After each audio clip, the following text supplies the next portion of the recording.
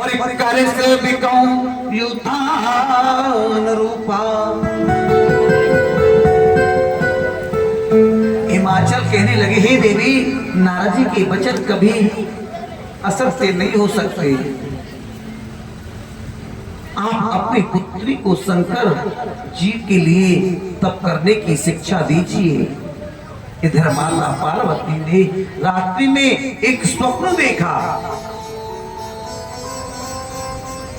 मातु शृणो महाप्राज्ञे अधन्ये जुष मुहूर्त के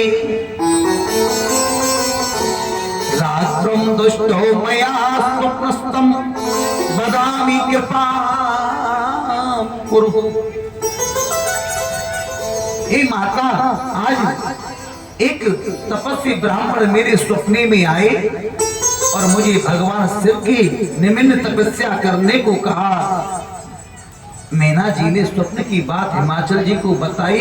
हिमाचल कहने लगे, देवी, आज मैंने भी एक स्वप्न देखा है। एक योगी मेरे नगर में आया। जब मुझे ख्याल हुआ कि ये कोई और नहीं, साक्षात भगवान शिव हैं, तब मैं अपनी पुत्री पार्वती जी को लेकर अपने पास गया और उनसे प्रार्थना करे कि वो मेरी पुत्री कन्या को स्वीकार कर ले।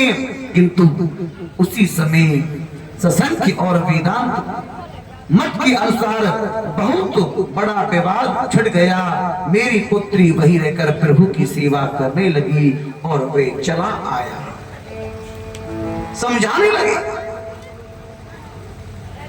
शिव जी के ललाट से मंगल की उत्पत्ति हुई। जब भगवान शिव की तपस्या करते बहुत समय बीत गया, तब भगवान शिव के ललाट से पसीना गिरा और पसीना जैसे पृथ्वी पर गिरा, वैसे ही पृथ्वी से एक बालक प्रकट हो गया।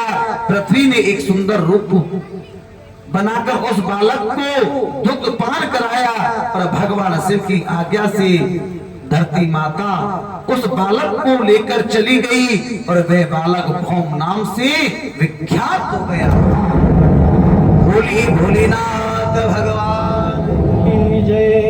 शीघ्र ही वह बालक बड़ा होकर काशी से भगवान शिव की सेवा करने लगा।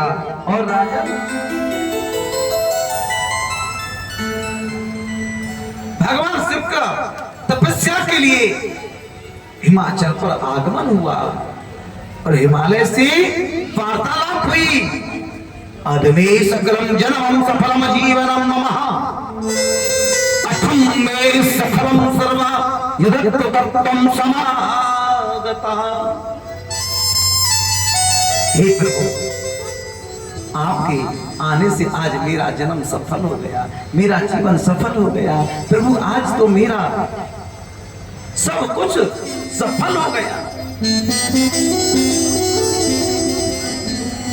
शिव जी कहने लगी, मैं यहाँ तप करने के लिए आया हूँ, इसलिए ऐसा प्रबंध कीजिए कि कोई मेरी यहाँ आ ना सके।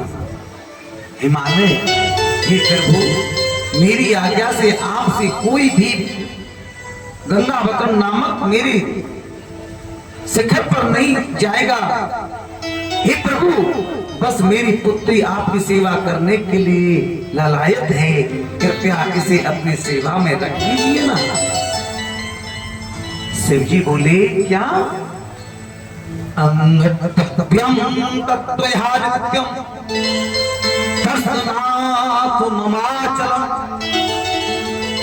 कुमारी सदने स्थाप्यम नान्यायातमं दर्शनम। हे हिमाचल जी, आप अपनी कन्या को घर पर छोड़कर ही मेरा दर्शन करने आया करें, अन्यथा आपको भी मेरा दर्शन नहीं हो। क्यों बोला? कि संतों को हमेशा स्त्रियों से दूर रहना। भागवत में तो यहां तक वर्णन आता है कि स्त्री को देव माया बताया। सच बता, बोले बाबा, क्या बोले? अगर तुम अपनी स्त्री पुत्री को लेकर के आओगे तो हो सकता है कि आपको भी मेरे दर्शन ना हो।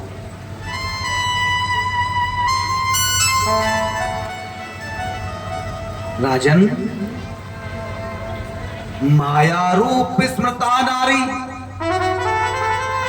क्या बोली कि माया रूप स्मृता नारी विद्युत वेद पार गए। युवती तुम विशेषण विघ्न की तपेस्वमा, तपस्वियों के लिए स्त्री माया रूपी है और युवती तो और विघ्न करने हैं। जब तप नेम जला से झारी हुई है रासम, जब तप नेम जला से झारी हुई ग्रीसम सुख सब नारी। पार्वती जी कहती है प्रभु मैं आपकी मूल प्रगति हूँ, मेरे बिना आप भी कुछ नहीं है। आपने जो बात कही यह तो सामान्य स्त्रियों के लिए है। हे प्रभु यदि आप प्रगति से परे हैं तब भी आपको मेरे समीप रहने से डरना नहीं चाहिए। भगवान शिव ने माता पार्वती की बात मान ली पर पार्वती मैया वहीं रहकर प्रतिदिन भगवान की सेवा करने लगी। वे नित्य षोडशोपचार से भगवान की विधिवत सेवा करती थी। वे कभी भगवान के लिए कुसा पुण्य समिधाएं लाती थी, कभी भगवान के चरणों तक को धोकर उसका पान करती थी। उसी समय तारकासुर नाम के राक्षस ने देवताओं को पीड़ित कर दिया। देवताओं ने कामदेव भगवान शंकर के पास भेजा, किंतु कामदेव भी भगवान का तृप्त नहीं कर पाए। नारद जी कहते तारकासुर कौन था? ब्रह्मा कहने लगे कश्यप दिति हिरण्याक्ष हिरण्यकश्यप। जब भगवान नरसिंह ने हिरण्यकश्यप और 12 भगवान के हिरण्यकश्यप का वध किया तब दिति ने कश्यप जी से याचना करके पुण्य कहा था, पुण्य गर्भ धारण किया, किंतु इस बार इंद्र ने दिति के गर्भ से वज्र से प्रहार किया और जिसके उसके गर्भ उनके टुकड़े टुकड़े हो गए, किंतु व्रत के प्रभाव से उनका गर्भ मरा नहीं और बाद में दिति ने 49 पुत्रों को जन्म दिया। राजा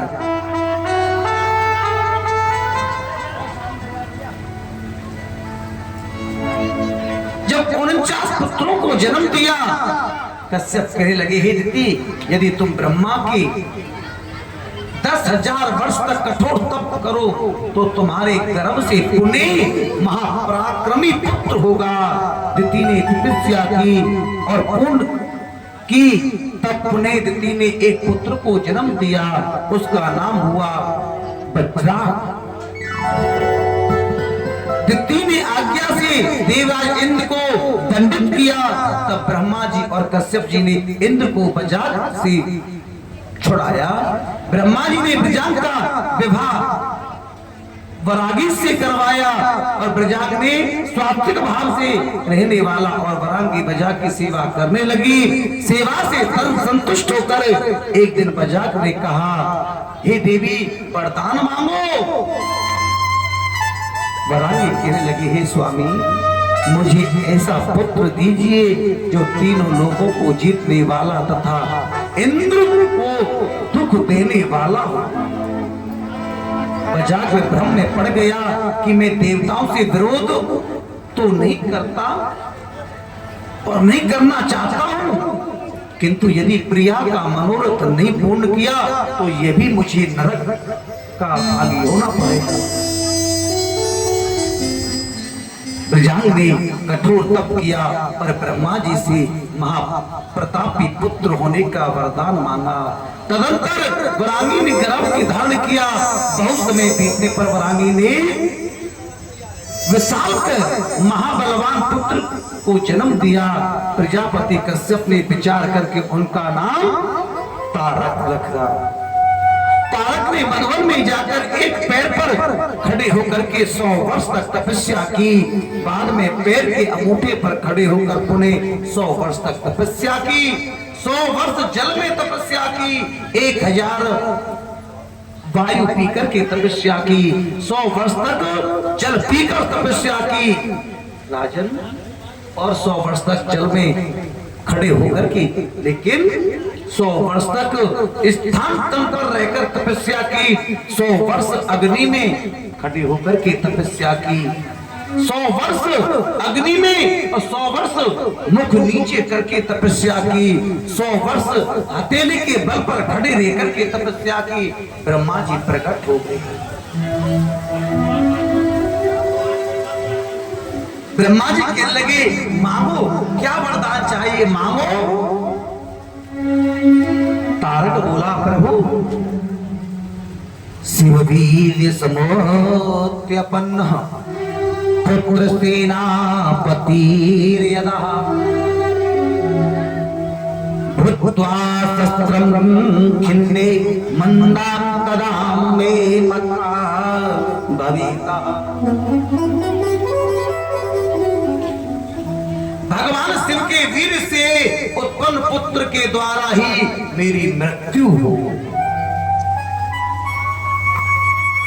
ब्रह्मा बोले, तथास्तु।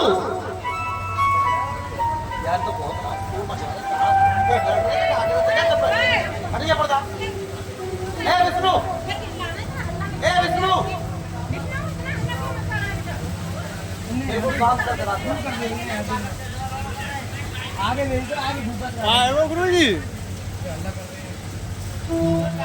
राजन, कैसा जो शिव के वीर से उत्पन्न हो और उससे ही मेरी मृत्यु। ब्रह्मा जी बोले, तथास्तु। तारकासुर ने संपूर्ण देवलोक पर अधिकार कर लिया।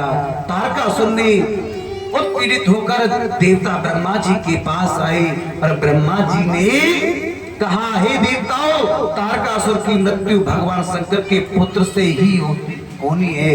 इस समय माता पार्वती अपने 2 सखियों के साथ शिव जी की सेवा कर रही हैं। उन विप्र सुंदरी को देखकर भी भगवान शिव के मन में कोई विकार उत्पन्न नहीं होता। आप कामदेव को भेजिए, वे शिव जी को तप से विचलित करें। देवराज इंद्र ने कामदेव का स्मरण किया और कामदेव प्रकट हो गए। इंद्र ने कामदेव को जब वहां से भेजा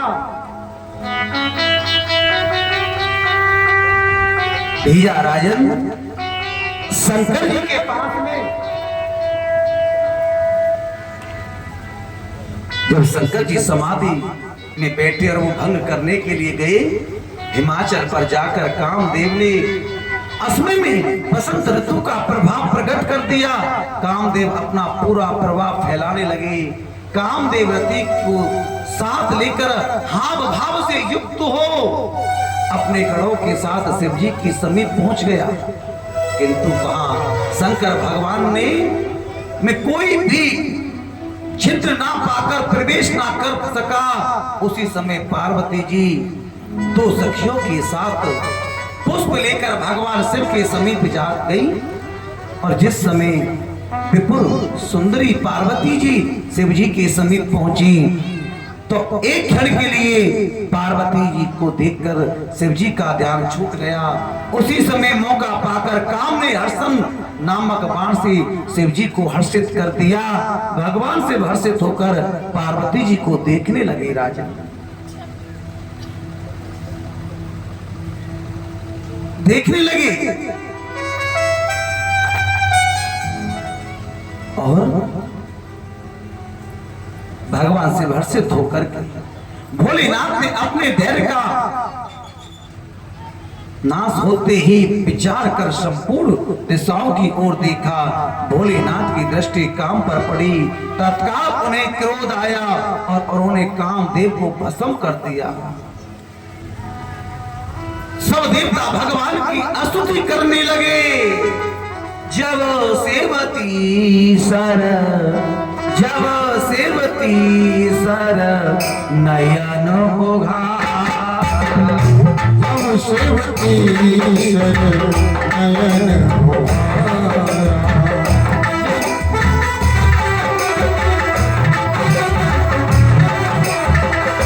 जब सेवती सर नयन होगा,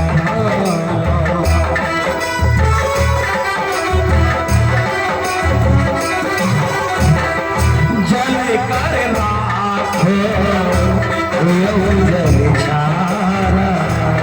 शिव की शरण, जब सब की शरण, नयन उघारा, जरे करे रात, भयो जलधारा। जरे करे रात, भयो जलधारा। देवता आस्तुति करने लगे। भोलेनाथ ने जब अपना तीसरा नयन खोला तो कामदेव जल करके भस्म हो गया।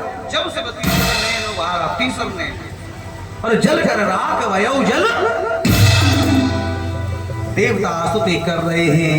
उसी समय क्रोध के कारण भगवान शिव के मध्य भाग से तृतीय नेत्र से अग्नि भयंकर ज्वाला प्रकट हो गई और वह ज्वाला कामदेव को ऊपर गिरी और कामदेव भस्म हो गए। हे शंकर भगवान की। तो कामदेव का यहाँ मोक्ष मिल गई है तो कुछ कर ले। आज के पूरी कहानी सोचती तो आ रही है सच्ची। आज ना भाई तो आज फिर बारात की मस्ती छा रही है तो कछु लाल लाल से कह रही है यार तेरी भोले बाबा की तरह कौन भान तो ना घोट ले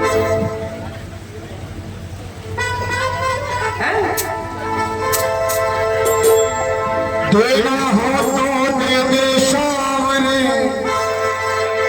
और क्यों जाता कर सावे से, ना मिला तो सावना सावे से, ना मिला तो सावना क्यों लगता कहावे से।